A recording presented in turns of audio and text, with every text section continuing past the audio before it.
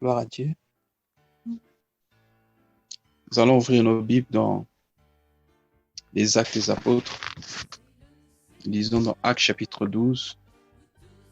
Bon, je vais prendre directement à partir du verset 5 jusqu'au verset 9. Pierre donc était gardé dans la prison et l'Église ne cessait d'adresser pour lui des prières à Dieu. La nuit qui précéda le jour où Hérode allait le faire comparaître, Pierre, lié de 2 chaînes, dormait entre 2 soldats et les sentinelles devant la porte, gardaient la prison. Et voici un ange du Seigneur survint et une lumière brilla dans la prison. L'ange réveilla Pierre en le frappant au côté et en disant « Lève-toi promptement ». Les chaînes tombèrent de ses mains et l'ange lui dit « Mets ta ceinture et tes sandales ». Et il fit ainsi. L'ange lui dit encore « Enveloppe-toi de ton manteau et suis-moi ». Pierre sortit et le suivit, ne sachant pas que ce qui se faisait par l'ange fut réel, et s'imaginant avoir une vision. Amen. Puis bien aimé, ça fait déjà aujourd'hui, ça c'est la 4e semaine que nous parlons de ces choses. Nous avons intitulé ce thème les 9 points pour expérimenter une délivrance complète et totale. Donc le processus de la délivrance, comment expérimenter la délivrance en Dieu et demeurer toujours dans la victoire sur le royaume des ténèbres. La Bible dit, ces choses sont écrites pour notre instruction à nous qui sommes arrivés à la fin des temps. Les 3 semaines ou 3 séances passées, nous avons parlé déjà de 5 points. Je vais rappeler ici pour ceux qui nous ont pris aujourd'hui, pour ceux qui nous ont rejoints aujourd'hui. Le premier point, c'était la prière. Le deuxième point, la lumière ou la parole de Dieu. Le troisième point, c'est se réveiller du sommeil spirituel. 4e point, c'est se lever. Et le 5e point que nous avons vu la fois passée, se libérer des chaînes. Donc, nous allons avancer ici en lisant le verset 8. Et l'ange lui dit, mets ta ceinture et tes sandales. Il fit ainsi, et l'ange lui dit encore, enveloppe-toi de ton manteau et suis-moi. Donc, le 6e point, c'est de mettre la ceinture. Pour expérimenter une délivrance complète et totale et demeurer dans la victoire sur les puissances ou la puissance des ténèbres, nous devons, comme 6e point, mettre notre ceinture. Quand je parle de ceinture, ce n'est pas l'élément qu'on utilise pour mettre sur notre pantalon. La ceinture ici, selon la parole de Dieu dans Éphésiens chapitre 6, parmi les armes spirituelles ou les composants de l'armure céleste, l'apôtre Paul parle là aussi de la ceinture. Alors nous allons prendre Éphésiens 6 rapidement. Éphésiens chapitre 6, et nous allons lire pour plus de compréhension du verset 10 jusqu'au verset 14. Au reste, frères, fortifiez-vous dans le Seigneur et par sa force toute puissante. Revêtez-vous de toutes les armes de Dieu afin de pouvoir résister, tenir ferme contre les ruses du diable. Car nous n'avons pas à lutter contre la chair et le sang, mais contre les dominations, contre les autorités, contre les princes de ce monde des ténèbres, contre les esprits méchants dans les lieux célestes. Verset 13. C'est pourquoi, prenez toutes les armes de Dieu afin de pouvoir résister dans le mauvais jour et de tenir ferme après avoir tout surmonté. Tenez-vous donc ferme, ayez à vos reins la vérité pour ceinture. Revêtez la cuirasse de la justice. On va d'abord s'arrêter là. La première des choses, la Bible dit, ayez à vos reins, donc c'est l'armure numéro 1.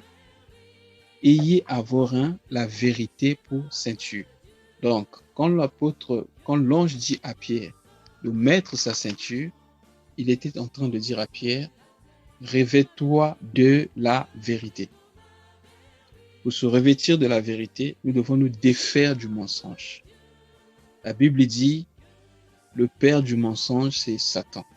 Et lorsqu'il ment, il ne parle que de son propre fond. Mais Dieu est vérité. Et la parole de Dieu, c'est la vérité. C'est dans Jean chapitre 17, je crois le verset 17. Il a dit, sanctifie-les par ta vérité, car ta parole est la vérité. La vérité ici fait référence à la parole de Dieu. Mais la vérité sur quoi? La vérité sur sur Dieu et sur ce que nous sommes. La vérité sur la parole de Dieu et la vérité sur nous-mêmes. Bien aimé, c'est très important. Pour comprendre la parole de Dieu, il faut d'abord commencer par l'aimer. C'est pourquoi l'apôtre Jean a écrit que la foi consiste à obéir à ses commandements et ses commandements ne sont pas pénibles. Parce que nous l'aimons. Pas parce que nous voulons avoir quelque chose, mais simplement parce que lui nous a aimé le premier. Et parce que nous avons confiance en lui, nous croyons que toutes ces paroles sont là pour notre bien. Donc, nous devons accepter la vérité de ce que Dieu dit sur nous, peu importe le canal par lequel Dieu utilise pour nous les transmettre. Très souvent, lorsque nous recevons la parole, au lieu de nous juger nous-mêmes par rapport à la parole, nous voulons soit juger la parole ou juger la personne qui annonce la parole. De telle façon, bien aimé, nous allons persévérer dans l'incrédulité. Mais ce que Dieu nous demande, ce que Dieu nous demande de faire, c'est examiner notre vie tout le temps par rapport à la parole de Dieu, par rapport à la vérité, et mettre la vérité sur nos reins, sur notre vie comme ceinture. Si Dieu nous dit quelque chose, nous ne devons pas chercher des détours, mais simplement nous repentir. Si nous ne nous regardons pas tel que Dieu nous voit, et si nous n'acceptons pas la vérité de Dieu, bien aimé, il nous serait difficile de changer. Vous savez que quelqu'un pour aller à l'hôpital ou accepter de prendre un médicament, il doit d'abord être conscient de sa maladie. Si tu n'es pas conscient de ta maladie, si tu n'es pas conscient de ta faiblesse, il sera difficile, sinon impossible, que tu cherches la délivrance ou que tu cherches la restauration. Mais Dieu nous appelle à être vrais. Vrais avec nous-mêmes, vrais avec Dieu et vrais avec les autres. Même lorsque nous confessons nos péchés, nous ne donnons pas des informations à Dieu, mais nous disons à Dieu ce qu'il sait déjà. Voilà pourquoi c'est très important d'être sincère. Dieu sait que nous sommes quelquefois faibles. Il sait que nous sommes très faibles. Mais ce que Dieu attend de nous, c'est l'honnêteté et la sincérité. Et celui qui a mis la vérité sur ses reins comme ceinture, c'est celui qui sera sincère avec Dieu, qui sera honnête avec Dieu. Lorsqu'il a péché, il ne dit pas « j'ai fait une erreur ». Parce que, bien aimé, la délivrance arrive dans notre vie lorsque nous disons exactement ce que nous avons fait. Nous avons une image comme ça dans le livre de 2 Rois, dans l'histoire du fer qui surnage. Dans 2 Rois chapitre 6, il y a eu des fils de prophètes qui étaient partis couper le bois dans le Jourdain. C'est 2 Rois chapitre 6 du verset 1er au verset 7. Et la Bible dit, pendant qu'ils coupaient, au verset 5, et comme l'un d'eux abattait une poutre, le fer tomba dans l'eau et il s'écria, « Ah mon Seigneur, il était emprunté. » L'homme de Dieu dit, « Où est-il tombé ?» Et il lui montra la place. Alors Élisée coupa un morceau de bois, le jeta à la même place et fit surnager le fer. Puis il lui dit, « Enlève-le. » Et il avança la main et le prit. Bien aimé, Élisée pour faire surnager le fer. Parce que le fer ici, c'est l'image de notre vie. L'eau ici peut représenter le péché, le monde et tout ce qui le contient, le système du monde. On est tombé dans le péché. Mais Élisée dit, où est-il tombé? Oui, tu es tombé dans le péché. Mais qu'est-ce que tu as fait? Où est-ce que tu es tombé? C'est ce qui est dit même dans le livre d'Apocalypse. Souviens-toi d'où tu es tombé et réponds-toi. Reprends les bonnes œuvres. Donc nous devons dire à Dieu exactement son détour. Et c'est ça la vérité. Porter la vérité comme ceinture, C'est dire exactement. Si tu as péché aussi contre ton frère, il ne s'agit pas de faire des détours. Si tu as péché contre ton mari ou contre ta femme, il ne s'agit pas de faire des détours. Je ne veux pas dire des demi-vérités. Une demi-vérité est un mensonge. Il faut dire exactement ce que tu as fait et demander simplement pardon. C'est comme Adam. Adam pouvait être restauré quand Dieu l'appela en disant Adam, Adam, où es-tu? Mais quand Adam arrive, Dieu lui dit Adam, où es-tu? Il dit j'ai entendu ta voix, je suis allé me cacher parce que je suis nu. Qu'est-ce qui t'a dit que tu es nu? Est-ce que tu as mangé du fruit de l'arbre? Écoutez Adam, au lieu d'être sincère, il dit non, c'est la femme que tu m'as donnée. Est-ce que Dieu t'avait demandé qui t'avait donné le fruit? Dieu t'a demandé est-ce que tu as mangé? Au lieu de dire oui, il dit non, c'est la femme que tu m'as donnée, qui m'en a donné et j'en ai mangé. Pourquoi? Les détours. Nous devons éviter les détours. Jésus a dit que ton oui soit oui, que ton non soit non. Le reste vient du mal. Nous devons être vrais parce que, bien aimés, nous sommes appelés à manifester Christ au milieu des hommes. Car il est écrit que nous sommes une lettre écrite. Si quelqu'un veut lire la parole de Dieu, il doit voir notre façon de vivre, notre façon de faire. Nous avons plusieurs fois dit ça ici. L'évangile, la vraie façon, la meilleure manière de prêcher l'évangile, c'est de vivre l'évangile. Et Jésus-Christ prêchait ce qu'il vivait. C'est pourquoi l'introduction du livre des Actes des Apôtres, vous savez que le livre des Actes des Apôtres a été écrit par Luc, c'est son deuxième livre.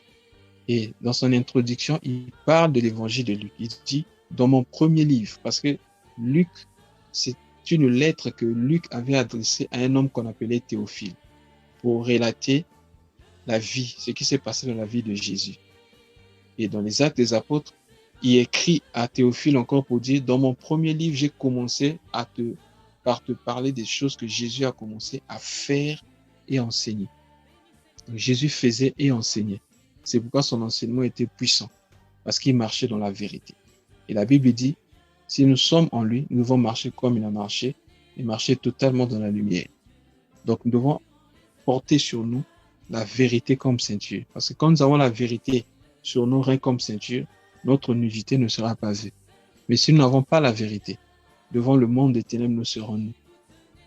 Voilà pourquoi nous devons porter la vérité comme ceinture. Nous allons rapidement passer au 7e point. L'ange lui a dit, mets ta ceinture. Et ensuite, l'ange lui a dit, mets tes sandales. Hein? L'ange lui le réveilla, ok, verset 8, mets ta ceinture et tes sandales. La première des choses, si nous voulons expérimenter une délivrance complète et totale, je disais ici, devons nous défaire du mensonge et nous revêtir de la vérité. On a expliqué déjà ce que c'est la vérité. Maintenant, la septième chose ici à mettre, ce sont la septième chose, bon, on parle des sandales. Mets tes sandales. Que signifie mettre ses sandales? Si nous nous rappelons bien, lorsque nous avons parlé du fils prodigue, dans Luc chapitre 15, au verset 20, je pense, à 22, lorsque l'enfant est revenu à la maison, le père avait donné 3 choses de façon spécifique qui sont très prophétiques. Il a dit, premièrement, qu'on donne un nouvel habit à son fils, une nouvelle robe. Après, il a dit qu'on mette sur son doigt un anneau et ensuite qu'on lui donne de nouvelles chaussures. On peut prendre des chaussures comme des sandales. La nouvelle habit parle de la justification, puisqu'il était tombé dans le péché. Et Christ est mort pour notre justification. C'était pour le justifier afin qu'il change. Ensuite, l'anneau parle de l'alliance, le renouvellement de l'alliance. Ensuite, les sandales, ici, parlent de la marche. Donc, quand il dit « mets ta ceinture », c'est la vérité. Les sandales, c'est la marche. Si tu veux expérimenter une délivrance complète et totale, tu dois changer ta façon de vivre. La Bible dit dans Matthieu chapitre 12, verset, je crois, 43 à 45. Lorsqu'un mauvais esprit sort du corps, après il dit, je retournerai dans ma maison. Ensuite, il dit, s'il vient, il trouve la maison balayée, ce qui est bien, ornée, très bien, mais vide. il va prendre cet esprit plus méchant et la condition devient pire. Voilà pourquoi vous voyez quelquefois certaines personnes dans les églises, on prie toujours pour elles, il y a toujours des démons qui se manifestent, on chasse les démons, c'est comme si on ne les chassait pas. Le problème c'est quoi? Ces gens expérimentent la délivrance, mais ces gens ne savent pas comment gérer la délivrance. Les esprits me sont quand ils sortent, après ils reviennent. Mais si tu n'es pas blindé, s'il n'y a pas le Saint-Esprit en toi, ils vont revenir, et ils vont encore faire leur demeure et la condition sera pire. Voilà pourquoi c'est très important, après avoir expérimenté une délivrance, de savoir gérer sa délivrance. C'est très important, bien aimé de le Seigneur. Donc, il faut mettre des sandales. Les sandales, comme je disais, c'est la marche. Si quelqu'un est en Christ, selon 2 Corinthiens 5, 17, la Bible dit, il est devenu une nouvelle créature. Les choses anciennes sont passées et toutes choses sont devenues nouvelles. Tu ne peux pas être en Christ et continuer à aller là où tu allais avant quand tu n'étais pas en Christ.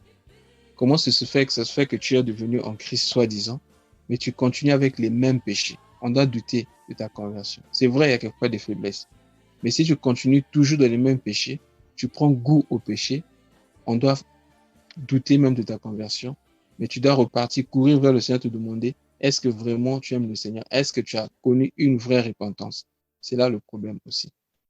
Tu es né de nouveau, paraît-il, mais tu prends toujours plaisir à aller, par exemple, dans les boîtes de nuit, à aller dans les concerts païens, dans des milieux qui ne glorifient pas le Seigneur. J'ai lu quelque chose la semaine passée qui m'a beaucoup édifié. On dit, c'était une photo, sur la photo c'était écrit, si vraiment tu penses que Christ vit en toi, alors tu dois faire attention de là où tu l'emmènes. Ça veut dire quoi?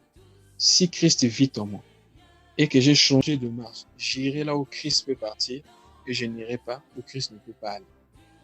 C'est très important. On va passer au 8e point. Après cela, il lui dit, enveloppe-toi de ton manteau. Que signifie s'envelopper du manteau? La Bible dit que le Seigneur se revêt de la gloire comme un manteau. Le manteau ici parle aussi du revêtement de Christ. Le manteau ici parle aussi, bien aimé, du baptême du Saint-Esprit. Souvenez-vous d'Élisée. Savez-vous que Élie avait jeté 2 manteaux sur Élisée? Le premier manteau, c'est lorsque Élisée était en train de travailler. Et la Bible est spécifique. La Bible dit, c'est lorsque Élisée était arrivé à la 12e paire de bœufs que Élie jeta le manteau sur lui et il lui dit, pense à ce que j'ai fait. C'était une façon de dire, suis-moi. Mais non. Lorsque Élisée commença à marcher avec Élie, la Bible dit, le jour où Élie devait être enlevé, la Bible dit, lorsqu'ils ont traversé le Jourdain, Élie lui a dit, demande ce que tu veux afin que je te donne. Et Élisée avait demandé la double portion de son esprit. Élie était monté au ciel et le manteau était tombé. Donc nous comprenons par là que c'était l'image du Saint-Esprit. Jésus a dit, il faut que je m'en aille. Et si je m'en vais, je vous enverrai le consolateur. Et c'est quand l'Esprit est descendu sur les disciples qu'ils ont manifesté la puissance de Dieu. Et nous comprenons par là que le manteau, c'est l'image du Saint-Esprit. L'image de l'Esprit. Pourquoi Élisée devait avoir les 2 manteaux? Parce que le premier manteau, c'est l'Esprit au-dedans, c'est-à-dire l'Esprit au-dedans. Le deuxième manteau, c'est l'Esprit sur. Parce que, bien aimé, l'Esprit agissait dans l'Ancien Testament, c'était sur ces gens, c'était pour le ministère. Mais dans la Nouvelle Alliance, l'Esprit agit au-dedans et en dehors. Donc, l'Esprit ne vient pas sur nous simplement parce que nous voulons exercer le ministère, mais l'Esprit vient d'abord pour changer notre vie. C'est ça la différence entre l'Ancienne Alliance et la Nouvelle Alliance. Dans l'Ancienne Alliance, un impudique comme Samson pouvait avoir l'Esprit, la puissance de Dieu se manifestant en lui. Parce que l'Esprit ne vivait pas dans l'homme, mais l'Esprit venait simplement sur l'homme pour lui donner la capacité d'accomplir une œuvre. On peut voir quelqu'un comme Élie être dépressif, ou un David, l'homme selon le cœur de Dieu, tomber dans l'adultère. Parce que l'Esprit ne vivait pas au-dedans. La lettre était écrite, bien aimée, sur des pierres. Mais dans cette dispensation, la lettre est écrite, bien aimée, dans notre cœur. C'est pourquoi quand l'Esprit vient dans notre vie, l'Esprit ne vient pas seulement pour le ministère ou pour le service, mais l'Esprit vient d'abord pour nous changer nous-mêmes. Quand l'Esprit nous change, après, l'Esprit nous utilise à l'extérieur. Donc c'est très important. En cherchant le Saint-Esprit, le baptême de l'Esprit, que nous cherchons ce baptême pour le changement d'abord de notre vie et ensuite pour exercer le ministère. Voilà pourquoi vous remarquerez que concernant par exemple le choix des évêques, le choix par exemple des diacres, le choix de ceux qui devaient conduire l'église, on dit d'abord que cette personne soit capable de bien diriger sa maison, que cette personne soit remplie de l'esprit, que cette personne ait un bon témoignage. Pourquoi? Parce que on suppose que si tu as l'esprit de Dieu, on doit voir aussi les fruits de l'esprit. Hein? Aujourd'hui, les gens sont plus centrés sur les dons spirituels. C'est bien d'avoir les dons, mais les dons peuvent venir en un jour. Mais les fruits bien-aimés, c'est quelque chose, c'est une chose, les fruits viennent bien-aimés au fur que nous grandissons, au fur que nous attachons au Seigneur. Les fruits bien-aimés, quelque part, prennent du temps pour s'installer dans notre vie. Et les fruits bien-aimés sont très, très, très importants dans notre vie. Donc, on ne doit pas seulement chercher les dons spirituels, mais chercher surtout les fruits de l'esprit. C'est très important. Ensuite, le dernier point, c'est le 9e point. Après avoir dit à cet homme de s'envelopper de son manteau, ensuite il dit, suis-moi. Suivre Jésus signifie aller où Jésus peut aller, ne pas aller où Jésus ne peut pas aller. Mais comment faire pour suivre Jésus? Allons-y rapidement dans Marc chapitre 10. Nous allons voir ça ici dans Marc chapitre 10. On va lire du verset 17 jusqu'au verset 21. Comme Jésus se mettait en chemin, un homme s'est accouru et se jetant à genoux devant lui, lui dit, bon maître, demanda-t-il, que dois-je faire pour hériter la vie éternelle? Jésus lui dit, pourquoi m'appelles-tu bon? Il n'y a de bon que Dieu seul. Tu connais les commandements. Tu ne commettras point d'adultère, tu ne tueras point, tu ne déroberas point, tu ne diras point de faux témoignages, tu ne feras tort à personne, honore ton père et ta mère. Verset 20. Il lui répondit, maître, j'ai fait observer toutes ces choses dès ma jeunesse. Écoutez ce que le Seigneur lui dit au verset 21.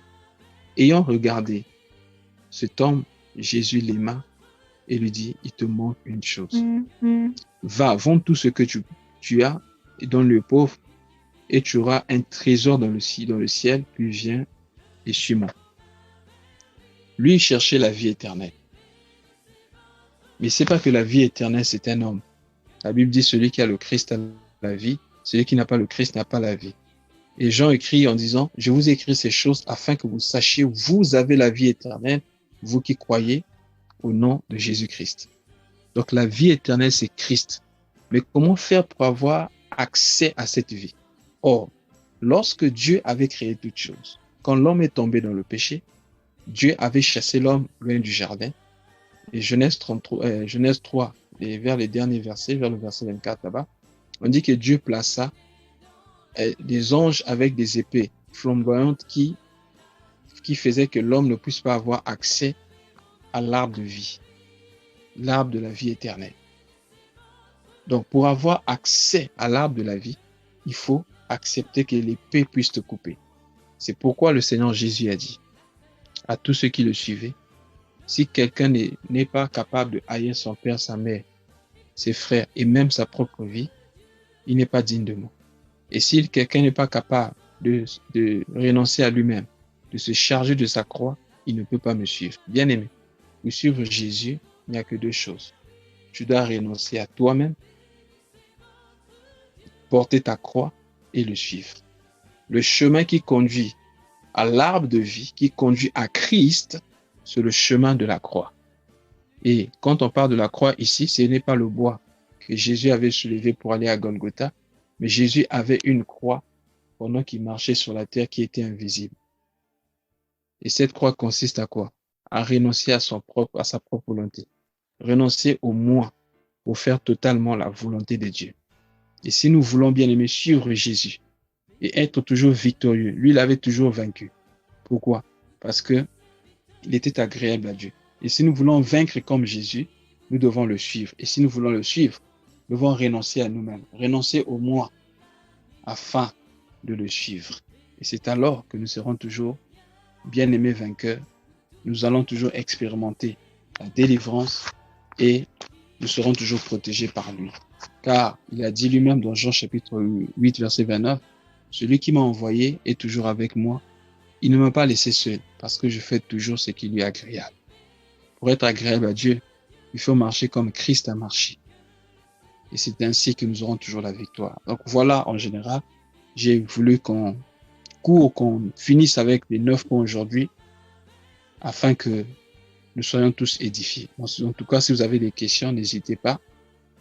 Que le Seigneur vous bénisse. Amen.